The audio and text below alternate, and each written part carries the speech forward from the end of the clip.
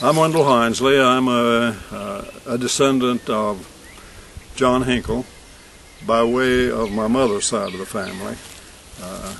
My mother was a Rushing, whose mother was the daughter of John Hinkle, so that makes John my great-great-grandfather.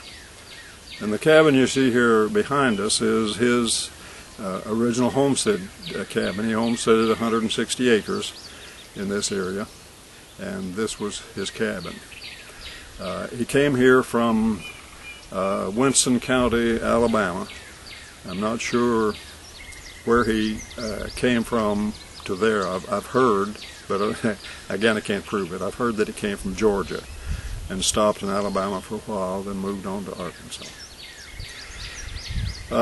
He came here about probably 1874, somewhere around there, because he already had 7 children when they moved here, and the youngest one, Dan, was born here in 1876, so that makes me think that perhaps it was about 74, 75 when they came here. If you can imagine from the size of the cabin, a family of 10 people, 8 children and the father and mother, lived in the cabin. And those children, I could always remember them because there's sort of a rhythm when you mention their names. For instance, going from the oldest to the youngest is William, Liz, Jane and Fan, Sim and Nome, Ike and Dan.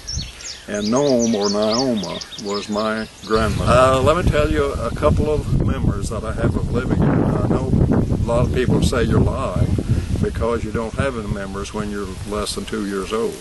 But I do. I have a couple. One of them, I remember Uncle Clay Rushing, which was a brother to my mother, came by, was visiting a little while, and I was sitting on my mother's lap over on the far side of the fireplace. I remember where the chair was. It was right close to the fireplace, but on the other side, on the west side of the fireplace. And I was playing with an old Prince Albert tobacco can. I can remember that. And I don't remember what they were talking about. I just remember Uncle Clay being there, and he and Daddy and Mother were visiting. And I was sitting on her lap, as I said. Then the second thing I can remember was when we were moving. I can remember the wagon being parked right here in the corner of the yard, and they were loading stuff on it, and the only thing I remember being on it was an old pump organ. We had a pump organ, and I remember that organ being on the wagon. And I remember before we moved, Daddy was building a house up here about a quarter of a mile over the way. He was working on the house, and Mother and I walked up there one day to visit with him, see how he was doing, and so forth. So actually, I guess I have 3 memories. I thought there were only 2, but I can remember 3 things about living here in the log cabin. That's it. That's all I can remember. I don't know a great deal about John. I've heard some stories. For instance, I heard that directly across the highway to the east, there's a little gorge or a small creek over there, and there's one point along that little creek that on the far side, on the east side, there's a ledge of rock, and he built a pen around on this side, on the west side, high enough that a deer couldn't jump over it, and then he would bait that little lot. The deer would come over on the side and jump off of the ledge into the pen to get the bait, but they couldn't jump back up over the ledge to get out.